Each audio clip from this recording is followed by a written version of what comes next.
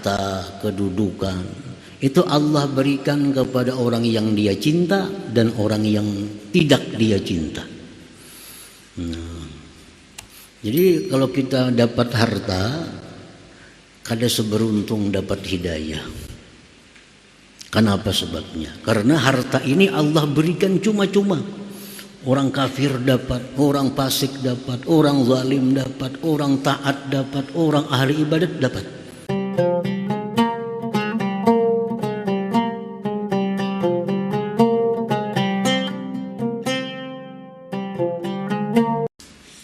Akramallahu ta'ala az-zakirin waz-zakirat bikaramatin salas. Memuliakan Allah Ta'ala akan orang-orang yang berzikir, baik laki-laki maupun perempuan, dengan kemuliaan yang tiga ini.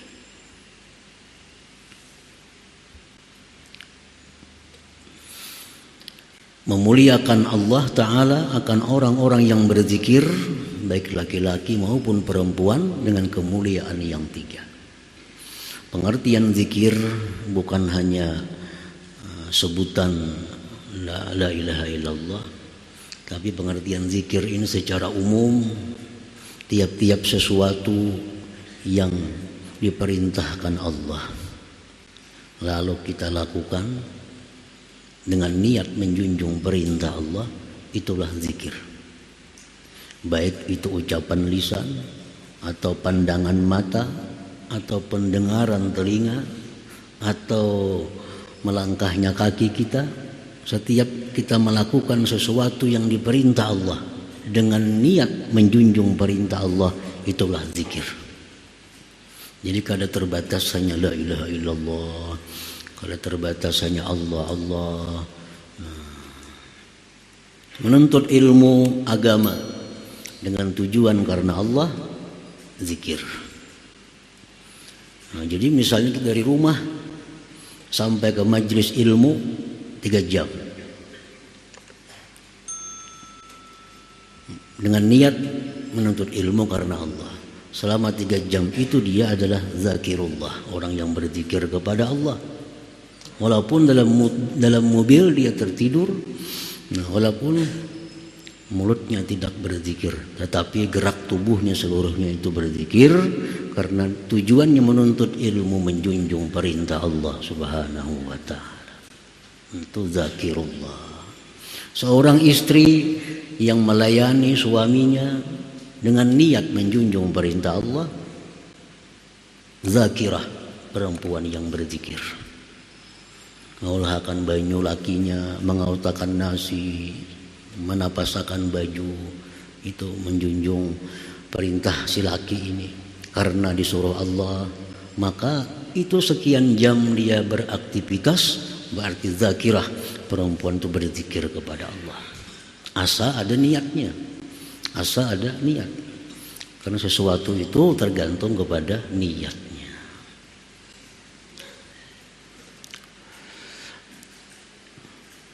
Jadi Allah memberikan kemuliaan kepada orang-orang yang berzikir itu 3 kemuliaan. Al-ula yang pertama,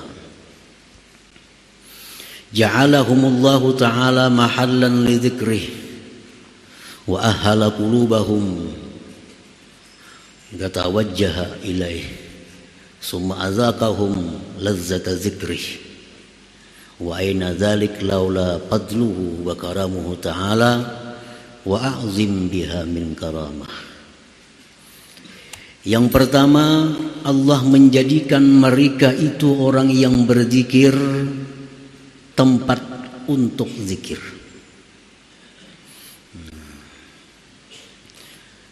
Itu kemuliaan yang pertama, bahwa Allah jadikan orang-orang yang berzikir itu sebagai tempat berzikir, tempat zikrullah. Tubuh manusia yang berzikir itu dijadikan Allah sebagai tempat zikir, tempat zikir. Dan Allah ahlikan hati mereka untuk berhadap kepada Allah. Kemudian Allah rasakan mereka kelezatan zikrullah itu. Dari mana yang demikian itu jikalau tidak ada anugerah dan kemurahan Allah Subhanahu wa taala. Dan alangkah besarnya kemuliaan yang diberikan Allah itu.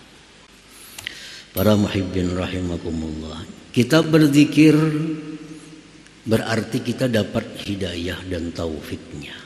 Makanya kita bisa berzikir.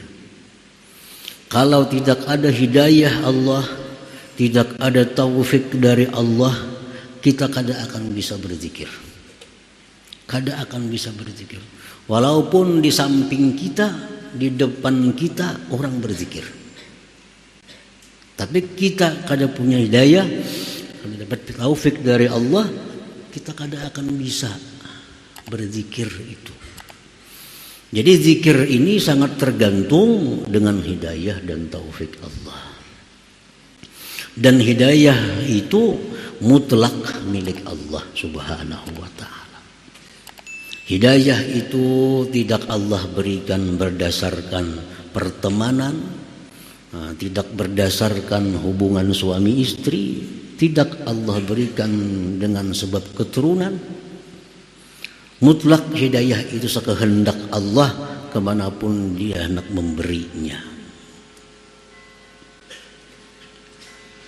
Ada yang anak suka menuntut ilmu, suka ibadah, anaknya diberi Allah hidayah. Orang tuanya kada bisa turun mengaji, sembahyang kadang-kadang, anaknya pula rajin. Yang ini perkara hidayah. Ada yang bini rajin beribadah, yang bini ketujuh ke pengajian, yang laki ketujuh ke gardu. Malam betatai guring, makan baik-baik. Ini hidayah. Sebaliknya lah itu. Dalam Al-Quran Allah Subhanahu wa ta'ala menjelaskan, daraballahu mathalan lilladzina kafaru imra'ata Nuhi wa imra'ata Lut kanata tahta abdaini min ibadina salihaini fakhanatahuma falam yughniya anhuma minallahi syai'a. Allah mencontohkan orang-orang kafir, istri Nabi Nuh, istri Nabi Lut, kanata tahta abdaini min ibadina salihaini. Itu istri-istri tadi di bawah seorang laki-laki yang salih, yang taat kepada Allah. Khianat keduanya kepada suaminya, falam yughniya anhuma minallahi syai'a, yang suami sedikit pun tidak berdaya. Sadangnya Nabi Nuh menasihati nang bini ini, tetap bini Nabi Nuh itu kafir. Nabi Lut pun demikian. Sudah macam-macam nasihat diberikan Nabi Lut kepada bini Sidin, tetap bini Sidin kafir. Falam yughniya anhuma minallahi syai'a. Kada berdaya. Nabi Nuh punya anak Kan'an. Bagaimana Nabi memberikan nasihat? Tapi hidayah ini milik Allah. Jadi kalau orang itu bisa berzikir, ini orang yang dikasihi oleh Allah, orang yang dicintai oleh Allah. Andai kata Allah kada sayang dengan orang ini, Allah kada beri hidayah dia untuk bisa berzikir kepadanya itu. Para muhibbin rahimakumullah, perkara harta, perkara kedudukan, innallaha yu'ti man ahab wa man la yuhib. Harta, kedudukan itu Allah berikan kepada orang yang dia cinta dan orang yang tidak dia cinta. Jadi kalau kita dapat harta, kada seberuntung dapat hidayah. Kenapa sebabnya? Karena harta ini Allah berikan cuma-cuma. Orang kafir dapat, orang fasik dapat, orang zalim dapat, orang taat dapat, orang ahli ibadat dapat. Tapi kalau hidayah, la yuhibbu la yu'tiha illa man ahab. Allah tidak memberikan hidayah itu kecuali kepada orang yang dia cintai. Jadi mestinya kita lebih merasa beruntung dapat hidayah daripada mendapat sesuatu duniawi ini. Nah, mestinya demikian. Lebih merasa beruntung kita bisa berzikir daripada kita dapat duit. Kenapa sebabnya? Kan dapat duit itu siapa aja bisa dapat. Pembunuh bisa dapat duit, penzina dapat duit, pemabuk dapat. Tapi kalau berzikir, orang-orangnya yang diberi Allah Ta'ala. Nah, kalau kita sudah punya prinsip yang demikian, bahwa aku lebih gembira mendapat hidayah berzikir daripada aku mendapat duniawi. Kalau demikian, itu prinsip dalam hati kita, itu ada kemungkinan kita akhir kalam la ilaha illallah. Selama kita masih mengagungkan dunia, kita masih merasa beruntung dapat duit 1 juta daripada berzikir, orang ini berat akhir kalamnya zikrullah.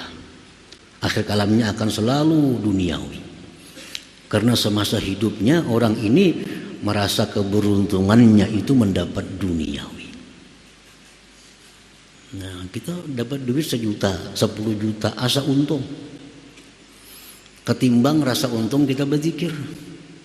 Nah, kalau ini dalam hati kita sampai mati, ini membahayakan iman kita. Mestinya kita lebih untung berzikir, lebih untung dapat hidayah zikir daripada dapat duit itu. Nah, ini yang bisa diharapkan akhir kalam husnul khatimah itu. Orang yang memang sejak mulanya sudah merasa beruntung dengan hidayah Allah Subhanahu wa ta'ala. Nah, jadi karamat yang pertama itu diberikan Allah kepada orang berzikir, bahwa tubuhnya itu dijadikan tempat zikir oleh Allah. Hatinya dirasakan lezatnya zikir. Di mana yang demikian itu bisa jikalau tidak ada anugerah Allah. Dan alangkah besarnya ini kemuliaan yang diberikan Allah Subhanahu wa ta'ala.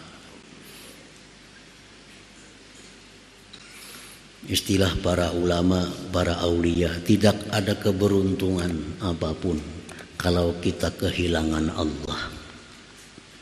Tidak ada kerugian apapun kalau kita mendapatkan Allah. Nah, itu artinya. Tidak ada keuntungan apapun kalau kita kehilangan Allah. Dapat duit 10 juta, 100 juta, tapi kehilangan zikir, kada ada untungnya. Dapat duit 1 miliar, tapi kehilangan zikir, kada ada untungnya. Tapi kalau kita dapat zikir, hilang duit, sudah keberuntungan yang besar ada di tangan kita. Dapat Allah Subhanahu wa ta'ala. Tidak ada keberuntungan apapun bagi orang yang kehilangan Allah. Tidak ada kerugian apapun bagi orang yang mendapatkan Allah Subhanahu wa ta'ala. Nah, para muhibbin rahimakumullah, dan ini kada bisa instan langsung. Kada bisa langsung. Karena mulai kanak-kanak sampai sekarang kita dididik dapat duniawi itu rasa untung. Nah, dapat duniawi rasa untung. Mulai lagi halus dididik demikian. Nah, kalau kita kehilangan zikir, kita kadang merasa rugi. Itu sudah sekian lama tertanam dalam hati kita. Ketinggalan sembahyang berjamaah, kadang merasa rugi. Kehilangan menuntut ilmu, kadang merasa rugi. Dibanding dengan duit, lebih menang duit. Dapat duit sekian, biar kadang mengaji, yang penting dapat duit. Nah, tertanam dalam tubuh kita sedemikian lama prinsip hidup yang demikian itu. Nah, untuk mengubah bahwa zikir itu keberuntungan yang besar, lebih dari keberuntungan apapun, itu perlu waktu yang panjang. Perlu waktu yang panjang. Hanya bisa hati kita ini menyatakan bahwa aku bisa berzikir ini lebih untung daripada dapat apa juga pun. Lebih untung dari apa juga pun. Nah, jadi mengubah itu sulit. Mengubah demikian itu sulit. Karena sudah biasa dapat materi untung, dapat rasa untung. Kehilangan zikir, ketinggalan wirid, ya ada seberapa. Kalau ada merasa rugi, walaupun ada rugi sedikit aja ruginya.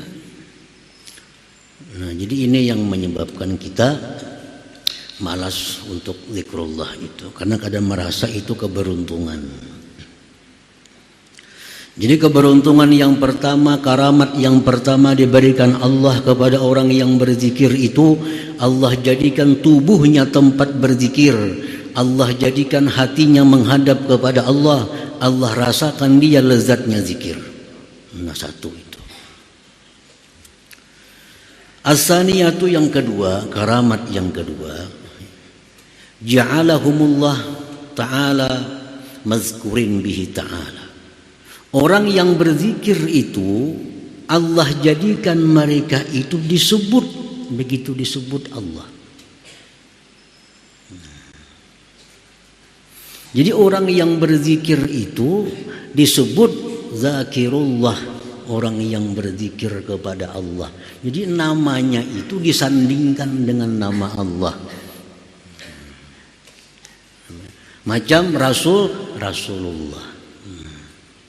Rasul ini biasa aja, utusan artinya, bisa utusan raja, bisa utusan siapa. Begitu disandingkan dengan Allah, Rasulullah menjadi manusia paling agung, menjadi paling agung. Jakanya Rasul titik umum, utusan siapakah? Tapi karena disandarkan dengan Allah, lalu menjadi luar biasa. Nah, orang yang berzikir disandarkan kepada Allah, zakirullah. Zakir, orang yang mengingat, itu umum. Ingat apakah? Kan ada harganya. Ingat itu, ingat ini. Begitu disandingkan dengan Allah, zakirullah, orang yang mengingat Allah, menjadi satu kemuliaan bagi orang tersebut, karena namanya disandingkan dengan Allah, zakirullah.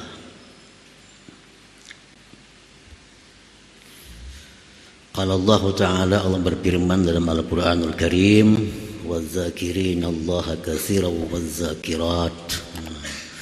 Laki-laki perempuan yang zakirullah, yang zikir, ingat kepada Allah Subhanahu wa Ta'ala. Nah, jadi Allah nisbahkan. Padahal inya kada badaya upaya jikalau kada diberi Allah. Kada kau berzikir kalau kada ada hidayah dan taufik dari Allah. Semua sebenarnya Allah. Cuma Allah menyebut si fulan itu orang yang berzikir. Nah, si fulan itu orang yang berzikir. Padahal semuaan dari Allah. Semuaan, tenaga upayanya dari Allah, hidayahnya dari Allah, taufiknya dari Allah, sehingga bisa mengucap la ilaha illallah. Semuaan dari Allah. Tapi Allah menyebut si fulan berzikir kepada Allah. Nah, itu kemuliaan yang diberikan Allah kepada orang yang berzikir itu. Dalam hadis kudusi Allah berfirman, ana ma'a abdi iza huwa zakarani. Ujar Tuhan, aku bersama hambaku apabila dia berzikir kepadaku. Orang yang berzikir kepada Allah itu kada akan terpisah daripada kalimat zakirullah. Zakirullah, kada terpisah.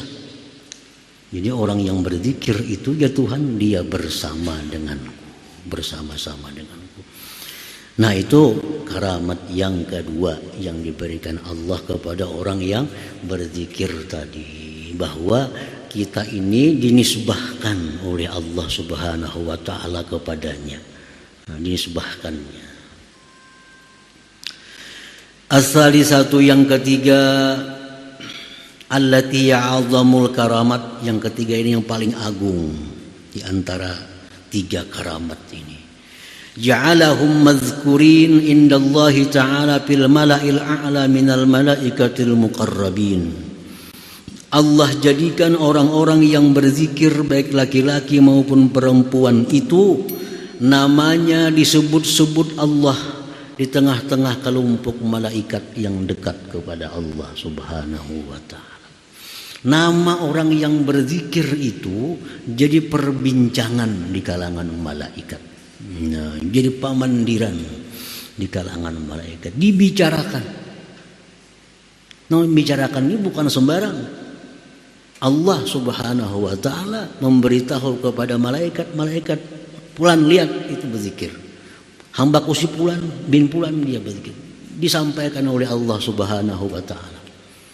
Nah, ini kemuliaan yang paling agung, bahwa nama kita itu disebut oleh Allah Subhanahu wa taala. Itu yang paling agung.